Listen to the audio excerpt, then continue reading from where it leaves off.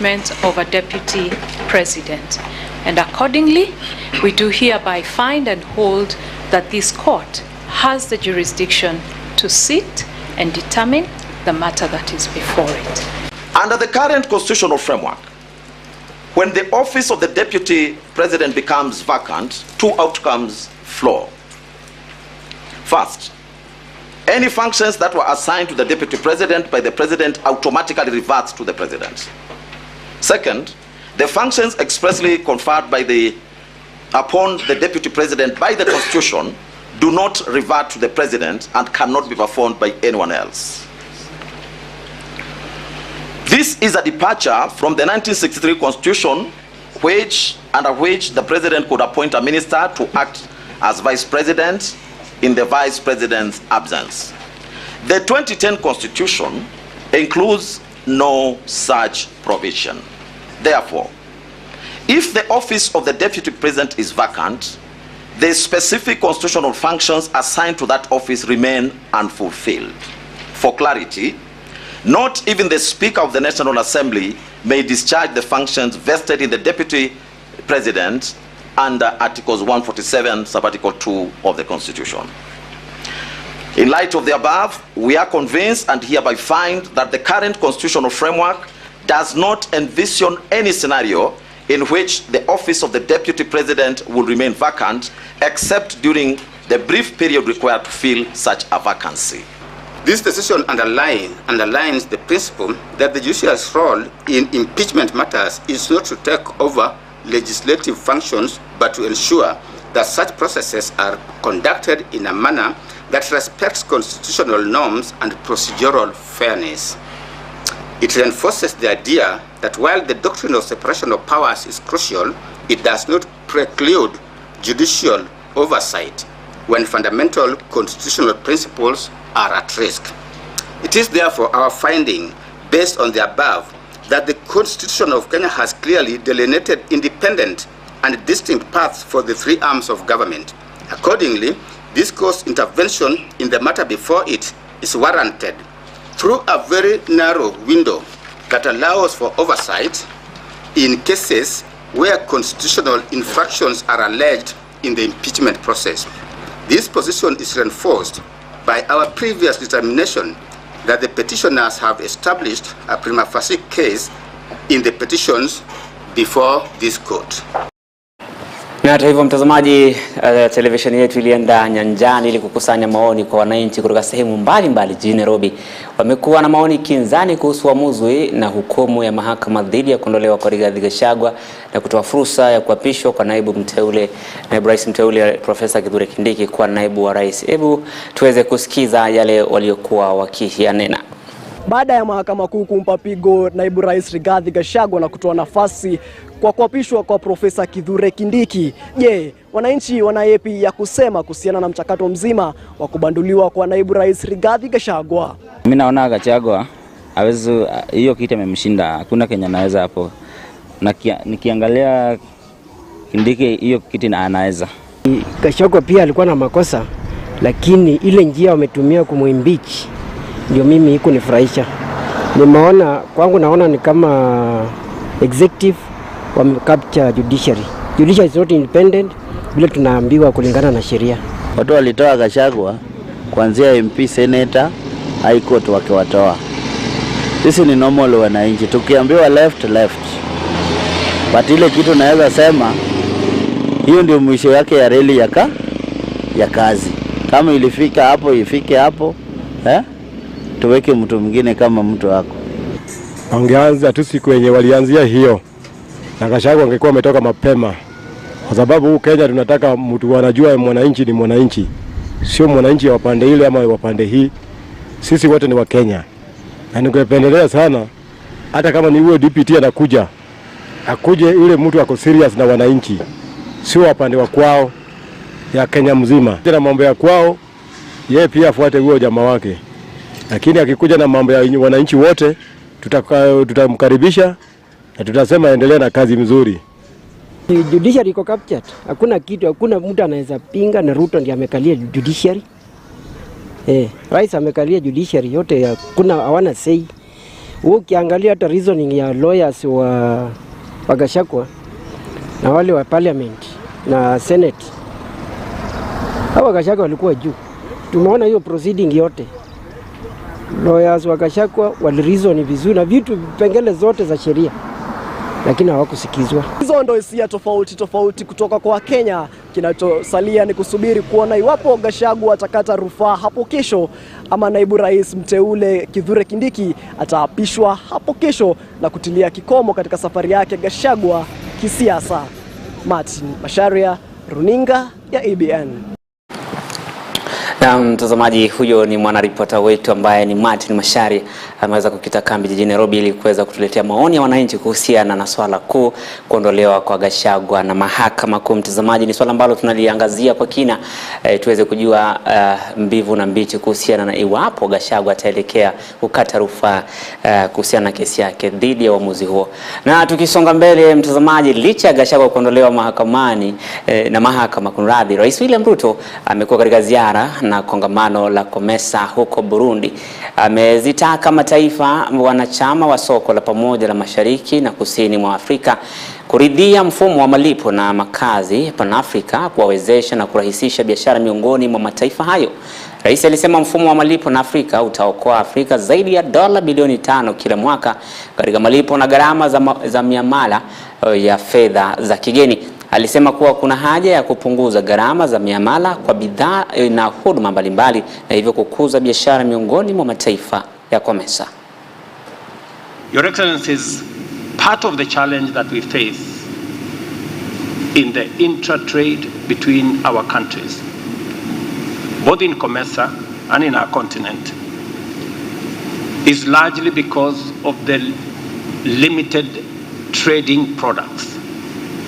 It is therefore important for us to build capacity to enhance our productivity, especially in the target area of agriculture. Last year, we had a fertilizer summit in Kenya for purposes of seeing how we can build sufficient capacity for fertilizer production, fertilizer use, so that we can enhance our productivity and to scale our productivity from primary products to value addition so that we can have more tradable products across our borders. It is imperative on us to scale up our productivity and to scale up our value addition interventions.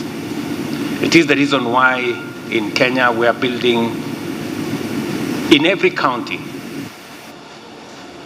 agricultural aggregation and industrialization parks to make sure that we reduce on post-harvest losses, we aggregate what we produce, and we industrialize by value addition so that we can prepare our products for sale within markets in country and markets across borders, and use the infrastructure that we have already built in COMESA, in EAC, and in ACFTA to enhance our trade volumes. We must begin to say something to ourselves. Why are we not investing in and with each other more? What is the issue? Whenever we think of foreign direct investments, we don't consider our neighbors. We think it's Europe, it's Asia, it's America. I think we need a rethink around this issue. It is only normal and ordinary to look at the neighbor first before you go far. Let us invest in and with each other. Let us invest in and with each other.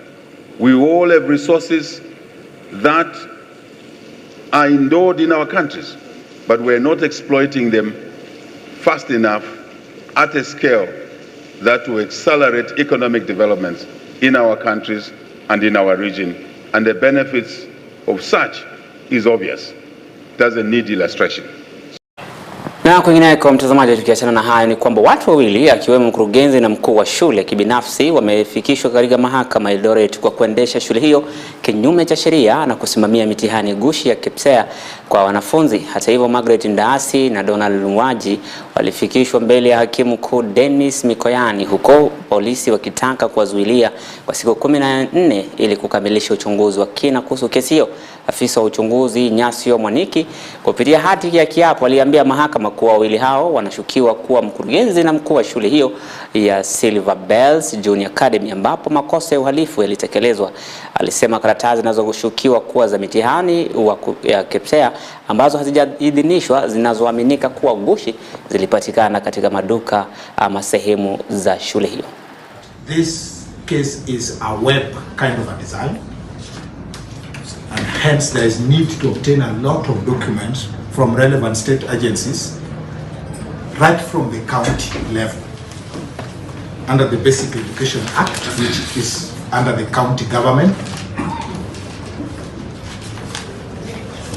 to the national level.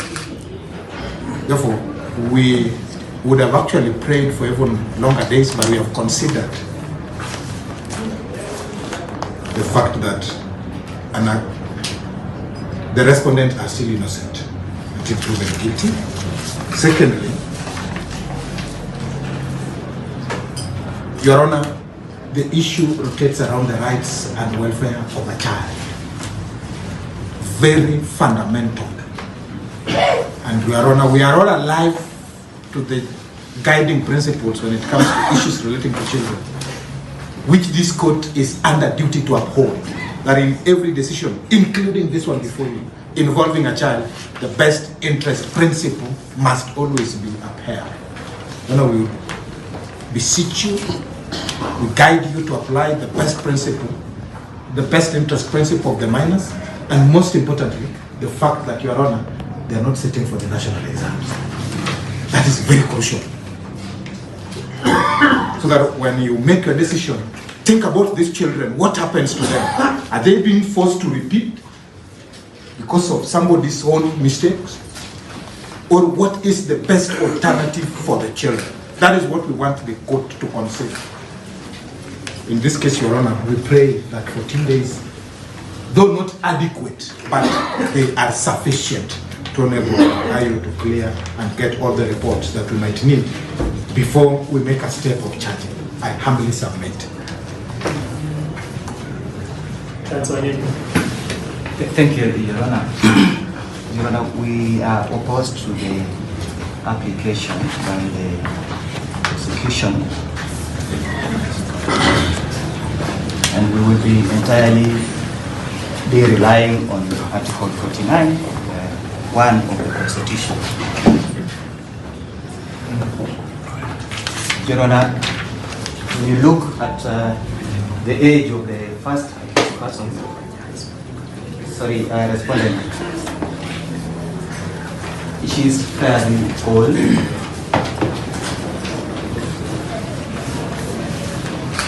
She is suffering from acute asthma and diabetes.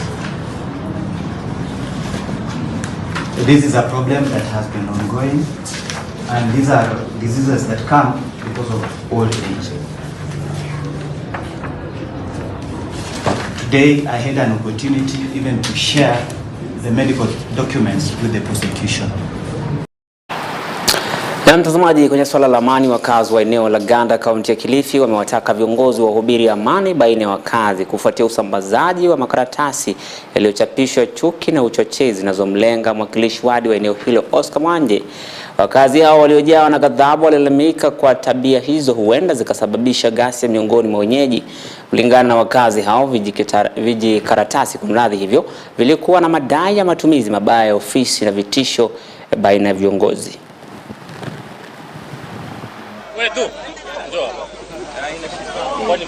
Tunaomba police intelligence waweze kuingilia kati ili waweze kuchunguza madai ya barua hizi ambazo zimeangushwa hapa. Tunavyozungumza, Kiongozi wetu tuna hofu kwamba anapopatwa na kisa chochote, watakaoshikwa wa kwanza ni wale ambao wamezusha makaratasi haya. Ni kiongozi ambaye amejitolea kwa maendeleo, si kwamba amejitolea kutafuta kazi. Oscar Wanja alikuwa tafuta uongozi, na kwa hakika uongozi wake twausherehekea, twaupenda kwa sababu yualeta kweli maendeleo. Kama wewe ni kiongozi unataka kuongoza wananchi, hii si siasa ya kutaka wewe upendwe, kumkejeli mwenzako. Na kama wanaopiga kura wanaona yale mazuri. So wewe kama unataka hii kiti, jaribu kutackle yule mwenzako. Na kufikia sasa kulingana na maoni yangu, hakuna mtu anaweza kutackle Oscar. Wanasema mambo ambayo hayako. Na ikiwa wanasema mambo hayako, Mungu pia atawahukumu kulingana na vile wanavyoleta vitimbi vyao. Na nia yao ni kugawanyisha watu. Lakini kulingana na hali ilivyo, hii ganda iko tight. Na mtazamaji, sawia na taarifa hiyo, katika kaunti ya Turkana mpakani mwa taifa la Kenya na taifa la jirani la Uganda, wito wa kuweka amani umetolewa na viongozi pamoja na wakazi wa maeneo hayo baina ya jamii za Turkana na jamii ya Karamojong. Hivyo mikakati ya amani imewekwa ili kuhakikisha kuwa kuna amani baina ya jamii hizo mpakani, huku wakitaka kuondoa chochezi na ukosefu wa amani, ambapo haya yanajiri baada ya kuweka makubaliano ya kuwepo na amani, huku swala ya kuibiana mifugo likikashifiwa vikali. Yesterday meeting was meant actually to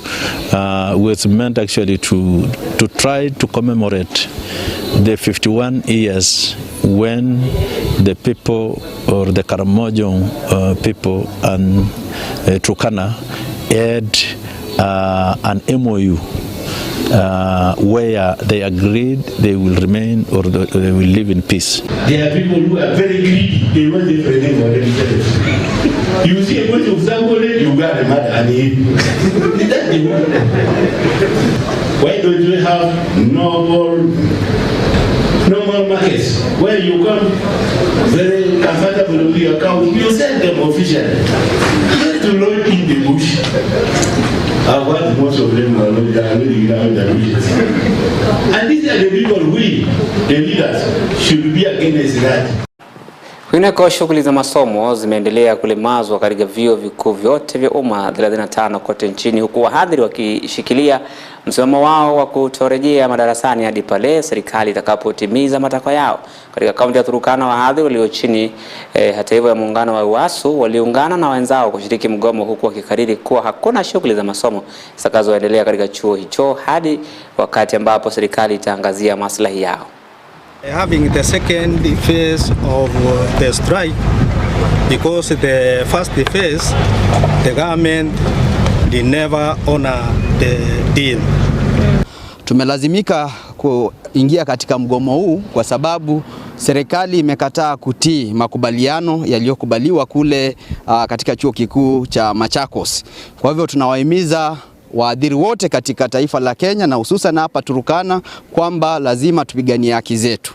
Haki zetu kama waadhiri lazima zitimizwe. Kwa hivyo tunahimiza serikali iweze kutimiza matakwa yetu yale ambayo yaletiwa sahihi kule Machakos. We have received our online payslips and they are indicating 0 increment. What kind of government is that?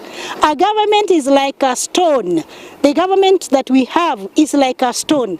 And today we want to address the stone and tell the stone that even if you don't want to hear, we have told you, we need you to implement, honor your promise. Na mkatibu katika Wizara ya Usalama Raymond Omola amesema baadhi ya mapendekezo yaliyotolewa katika ripoti ya jopo kazi la majaji mstaafu David Maraga tayari yametekelezwa, ikiwemo nyongeza mishahara kwa polisi. Aidha, naibu inspector general wa polisi Eliud Lagat amesema kuwa polisi wanaendeleza hadi wameuchukuliwa hatua, huku idadi ya vizuizi vya barabarani vinavyowekwa na maafisa wa trafiki vikipunguzwa. Haya ni huku mwenyekiti wa tume ya huduma ya polisi Eliud Kinuthia akisema kuwa kupelekwa kwa polisi Haiti kumepunguza idadi ya maafisa wa polisi humu nchini. The other challenge of the transfers that coming up is that ones of formed up units. That is the General Service Unit, the Anti-Stop Theft Unit, that needs an all-round changeover. That this needs huge financial implications. We we are hoping that in the fullness of time, those transfers that affect the formed up units, we will be able to effect so that it has an effect on day-to-day operations of the police. But looking at what we needed to raise the amount for police alone was even inadequate. So we sought clarification from National Treasury on this amount, and we were told this is for National Police Service alone, and we needed more to raise what we were able to give. That means the other services who are members of the security sector had not been accounted for, but we went back, and also the other institutions, so that we have been able to get also the Kenya Prison Service, National Youth Service also got their increment. So in terms of budget, we are strained. And finally, Honorable Chair, there are recommendations on recruitment. We have been constrained budget-wise, but we really need recruitment of police officers urgently, given that we have a number in Haiti, given we have natural attrition that has retired many, and others that are injured. Today, I think the most significant thing, particularly for the officers, that has happened is this salary review and the issue of promotion. And it goes directly in terms of making sure that, or helping, enabling them to be able to work well for Kenyans. The chair of NPSC, to a large extent, went to speak to some of the what are considered to be contentious, and we are having conversations around addressing this. But for me, that is just a small percentage of the bulk of reforms that we are expected to implement. Na mtazamaji, mtandao wa mashirika ya kiraia ya pwani ya haki za binadamu yaelezea kukerwa na kukamatwa kwa waandamanaji wa amani mjini Mombasa. Mwenyekiti wa shirika hilo Zedekia Dika alisema kuwa waandamanaji wa amani hukamatwa na kudhulumiwa na maafisa wa polisi mjini Mombasa wakati wa maandamano na baada ya kufikishwa mahakamani. Kesi hizo zinafutiliwa mbali kwa kukosekana kwa ushahidi dhabiti. Vile vile walikosoa vikali vitengo vya polisi kwa kuingilia mchakato wa maandamano licha ya haki ya kuandamana kwa amani iliyoainishwa katika katiba.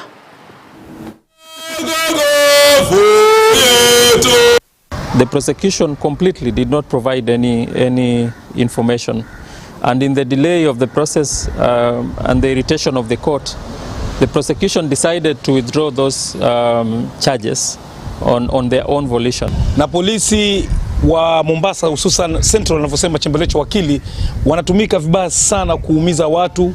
Masuala ya maandamano ni haki yao katiba. Kwa hivyo leo hao waliachiliwa na koti, na hakuna hata process iliendelea pale kotini, hakuna trial, haikwenda fully. Na hii inaonekana kuwa watu wanatumia koti vibaya.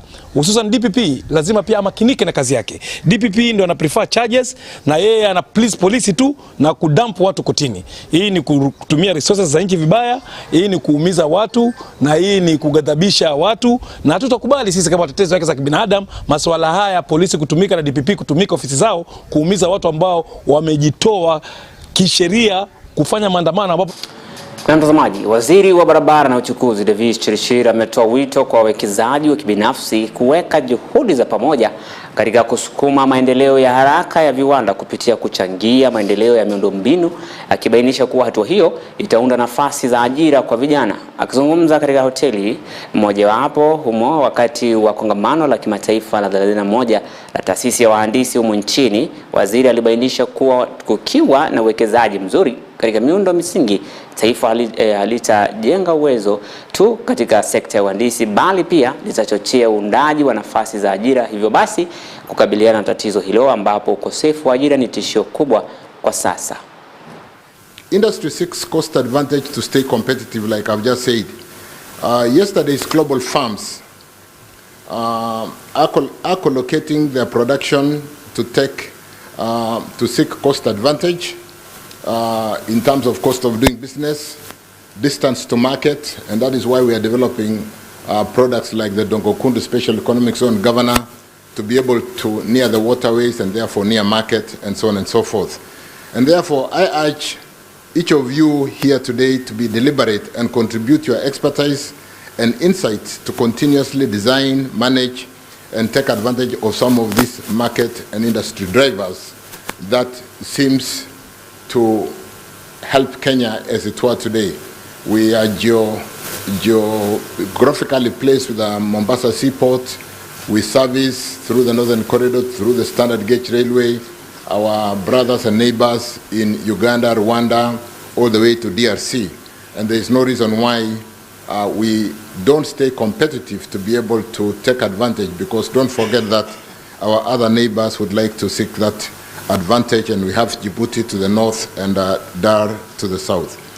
Together we can craft strategies that will not only address our immediate infrastructure needs, but also lay the groundwork for a brighter future for Kenya and our countries in the region. Let me also further challenge the institution to not only live the expectations of its members, but more importantly, to that of the greater society.